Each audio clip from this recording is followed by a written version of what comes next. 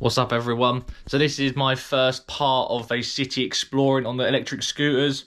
These ones are rented ones, so like the government trial ones, so about 20p a minute they are, so they're not too badly priced, and they are about $9.99 for the day, so that'd be something I'm going to be doing for part 2, and probably be a part 3 as well. There's so much of the city you can explore.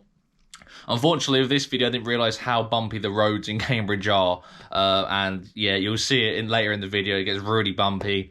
So I need to put the horizon leveling on next video, so apologies for that. And I thought the GoPro was sitting a little bit low, so I've made a slight adjustment. So just as you can see here, I've added this bit onto the chest piece just to prop the GoPro up higher, and it'll be a lot more better watching experience with the horizon leveling. But anyway, enjoy the rest of the video.